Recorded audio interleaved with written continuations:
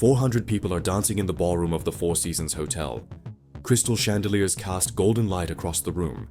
Champagne glasses clink together. The bride's white dress sparkles under the spotlights. And at that very moment, 14 grams of RDX explosive hidden inside a silver watch brought as a wedding gift continues its silent countdown. The man who carried it, a middle-aged cousin sitting at the corner of a table, has no idea what the watch truly contains. He believes he purchased it from an antique dealer in Beirut. He will never learn who that dealer really was, because in 11 minutes, this wedding hall will become the stage for one of the most audacious assassinations in Middle Eastern intelligence history, and no one will ever figure out who carried the bomb. This is the story of how Mossad turned a wedding guest into a walking bomb. The target's name was Mohammed Salih al-Hashimi, but that name was just one of dozens of false identities. Israeli intelligence had codenamed him the Shadow Engineer. He was one of the masterminds behind Hezbollah's missile program. The man who adapted Iranian ballistic missile technology for Lebanon, calculated ranges, and calibrated guidance systems. For Tel Aviv, every day he remained alive meant the potential death of thousands of Israeli citizens. Al-Hashimi's file had been growing thicker for years at Mossad's Jerusalem desk. Surveillance photographs, intercepted phone calls, forensic analysis of financial movements. Everything was documented, but there was a problem. The man was like a ghost. He never stayed anywhere for more than 2 nights. He changed phones every 72 hours. The only photograph showing his face was a blurry security camera image taken in Tehran in 2011. And most importantly, he never moved alone. He always had at least 4 Hezbollah guards with him. But Mossad analysts discovered a vulnerability. Al-Hashimi's only weak point was his family, especially his niece, Layla, an apolitical young woman living in Damascus. She had studied fashion design, had 12,000 Instagram followers, and had managed to stay away from the war, and Layla was getting married in 3 months. At precisely this point, operation planners asked a critical question. Would Al-Hashimi attend the wedding? The answer came after 6 weeks of intensive intelligence work. Yes, he would. Layla was his favorite niece. Missing her wedding was unthinkable. Moreover, the wedding would take place in Damascus, in territory controlled by the Syrian government. Al-Hashimi would feel safe. When Mossad received this information, they started the clock. They had 87 days to reach the target. The operation was codenamed Bridal Bouquet, an ironic name, because the essence of the plan was to turn the wedding itself into a weapon. But this wasn't a classic bomb attack. Drone strike, sniper operation, poisoning. All of these were evaluated and rejected. Damascus's air defense systems made drones impossible. There was no suitable position for a sniper since the wedding hall was in the basement of a hotel in the city center. And poisoning wouldn't work due to the target's paranoia that had him constantly testing his food and drinks. Only one option remained: Trojan horse. The genius of the plan was this: the person carrying the bomb would be unaware they were carrying it. A wedding gift. An object that appeared completely innocent. Something that wouldn't raise suspicion even if venue security ran it through an X-ray machine. And this gift would be delivered directly to the table where the target would sit, into his very hands. But first, they needed to find a carrier. Mossad's Beirut station took on this task. The list of candidates was long.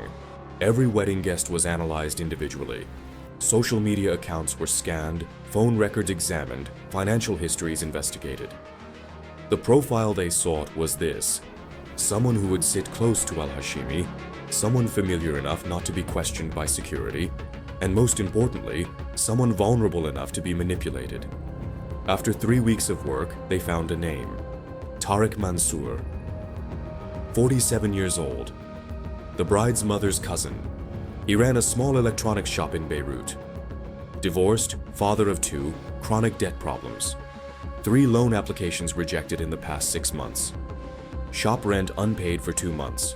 And most importantly, he was blood related to Al-Hashimi. They would sit at the same table at the wedding. Tariq was the perfect candidate, but the way to use him was to use him in a way where he would never know the truth.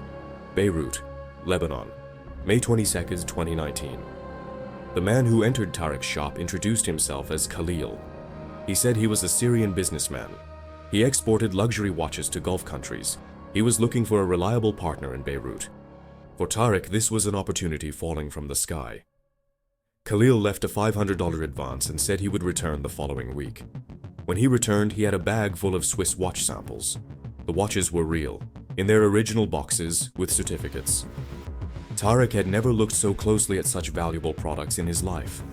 The business arrangement took shape within 3 weeks. Khalil paid Tariq $2,000 up front. All he asked was for him to sell the watches in Lebanon and share the profits.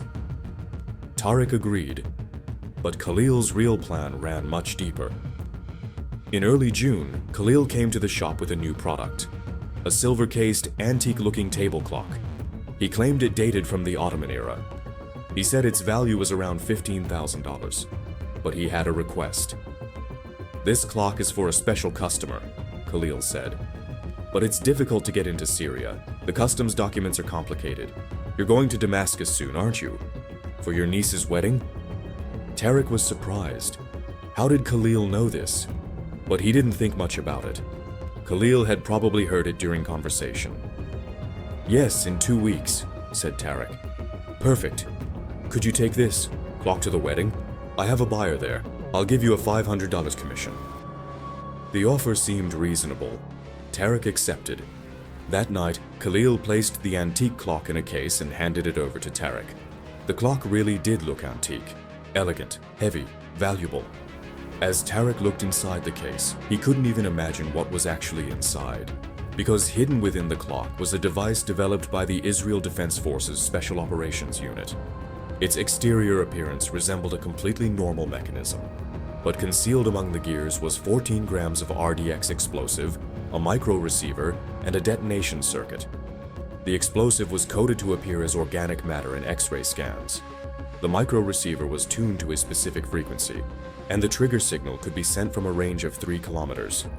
Mossad's engineers had named this device Shadow Clock because the bomb carrier would remain in the shadows, would be untraceable, because they would truly be innocent. Tariq Mansour was about to make the biggest mistake of his life, and he would never know it. Entry into Damascus occurred on June 12th. Tariq had placed the clock at the bottom of his suitcase, among his clothes. He had no problems at the border crossing. Syrian customs rarely opened gift packages, especially when it came to relatives going to weddings. It passed through the X-ray scan. No alarms sounded. Tariq stayed at his sister's house in Damascus. For 2 days, he made family visits, met with old friends, helped with wedding preparations. The clock waited in the suitcase. Meanwhile, 180 kilometers to the south, at an Israeli military base in the Golan Heights, the Caesarea unit had established its operations center. Satellite images were being continuously updated, signal intelligence from Damascus was being monitored, Tariq's phone was being tracked. Everything was proceeding according to plan. But a complication arose. 36 hours before the wedding, Mossad's source in Damascus relayed critical intelligence. Al-Hashimi might not come to the wedding. He had an urgent meeting with a delegation from Iran. He might only stop by the wedding briefly and leave, or he might not come at all. Alarm bells rang in Tel Aviv. The operation was at risk. Months of planning, millions of dollars of investment, dozens of agents' work. All of it could go to waste. But the operation commander maintained his composure. "Wait," he said. "Wait until the wedding starts. If he doesn't come, we retrieve the clock. There will be other opportunities." The wedding day, June 14th, began sunny and hot. Tariq woke up early in the morning, put on his suit, and carefully placed the clock in a gift box. An elegant box covered in red velvet. He attached a card reading, "With love to Layla and Ahmed." Before delivering it to Khalil's buyer, it shouldn't seem strange that he was bringing it to the wedding as a gift. At 19 August hours, he stood before the Four Seasons Hotel. Security was heavy. Metal detectors at the door, armed guards inside. Tariq joined the line with other guests carrying gifts. His heart was beating a little fast, but not because of what was inside the clock. It was because he was about to face relatives he hadn't seen in 15 years. Security check passed without incident. The gift box went through X-ray, raised no suspicion. Tariq entered the hall. The ballroom was dazzling. crystal chandeliers, silk curtains, gold-colored tablecloths. A guest list of 500 people. Damascus's wealthiest families, high-ranking Syrian government officials, and of course, Hezbollah's unseen but palpable presence. Tarek found the family table. Al-Hashimi hadn't arrived yet, but there was a seat reserved for him at the table. Tarek placed the clock in the center of the table, among the other gifts, and he began to wait. At the Israeli Operations Center, tension had reached its peak. The source in Damascus had reported that Al-Hashimi had left his hotel and was heading toward the wedding venue. Estimated arrival time, 45 minutes. The operation commander alerted the trigger team. "Stand ready," he said. "Target is mobile." The trigger team was positioned near the Jordanian border. In their hands was a signal transmitter with a 3-kilometer range. This device could trigger the explosive by sending a specific frequency to the micro receiver inside the clock. All that was needed was for the target to be close enough to the clock. But there was a complication. There were more than 400 people in the wedding hall, including Tarek. At the moment of explosion, whose hands would the clock be in? Or would it remain on the table? What would the collateral damage be? The answer to these questions had been debated for weeks by Mossad's ethics committee. The conclusion was this: the operation would only proceed if the target was confirmed and the target was close enough to the clock. The blast radius was 2 meters. If the clock remained on the table and Al-Hashimi sat at the table, civilians at other tables might not be harmed. But Tarek. Tarek was in the acceptable risk category for operation planners.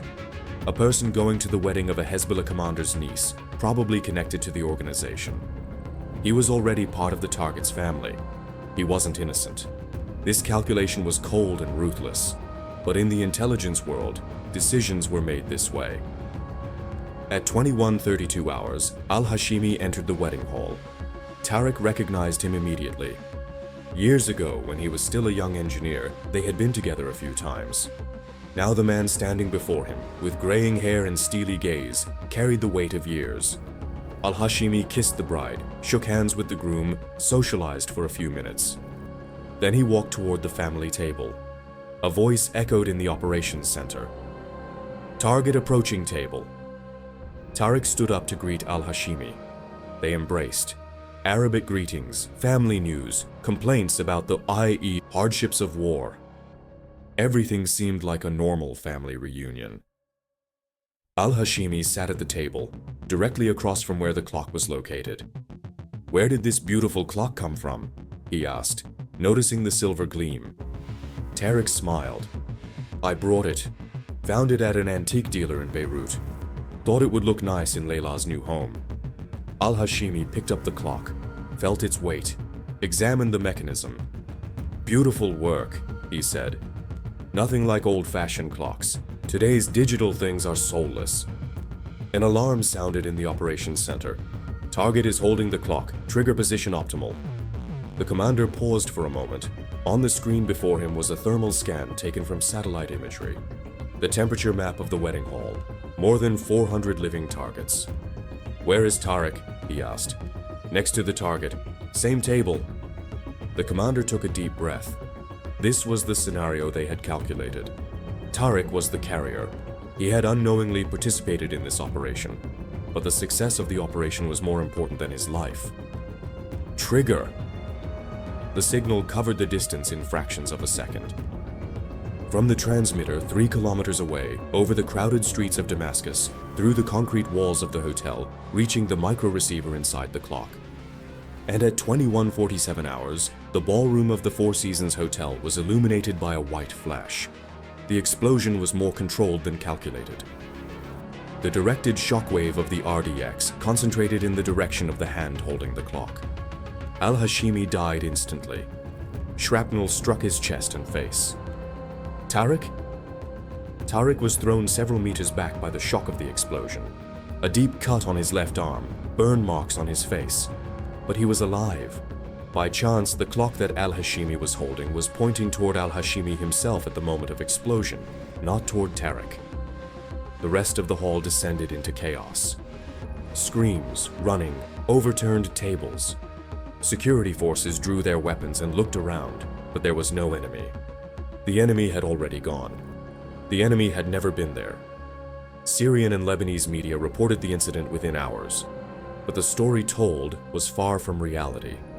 The Syrian government announced a terrorist attack. Hezbollah said Zionist assassination, but gave no details. Iran spoke of heroic martyrdom, but no one could figure out who had carried the bomb. Tariq Mansour returned to Lebanon after the incident. His wounds healed, but the psychological trauma did not. He had nightmares at night.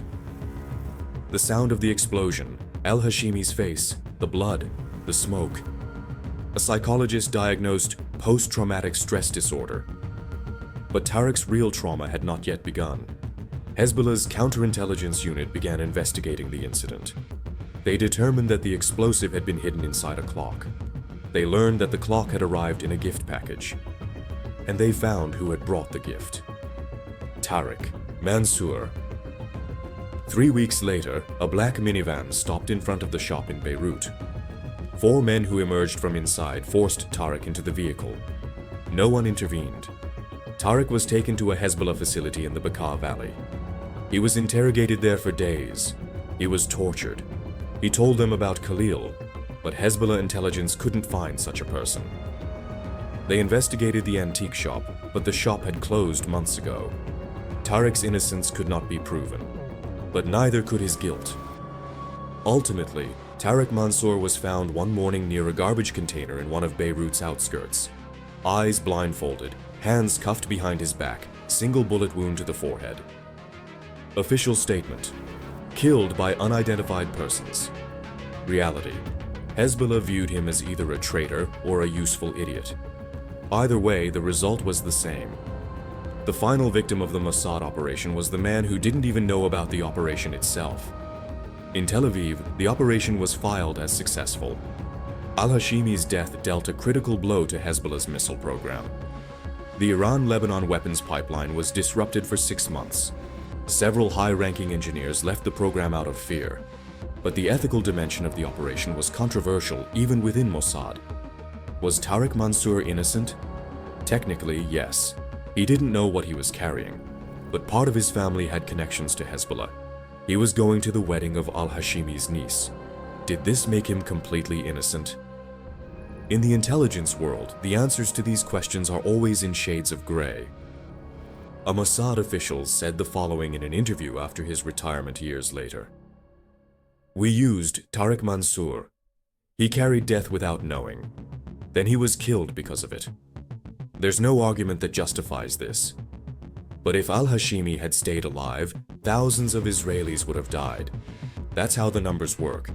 You weigh one against many, and you live with the result." Operation Bridal Bouquet holds a unique place in intelligence history. To eliminate a target, it used the target's own family, own wedding, own social connections as weapons. And the most horrifying part, it used a carrier who couldn't be blamed even by those closest to him. Because Tariq genuinely appeared innocent. Because he genuinely was innocent. The lessons of this operation were studied by intelligence services worldwide for years. The CIA adapted the unknowing carrier concept in their own operations. MI6 evaluated similar methods in anti-IRA operations. The FSB developed parallel techniques against Russian dissidents. No one defended these methods publicly, but everyone used them. Another dimension of the operation was related to technology.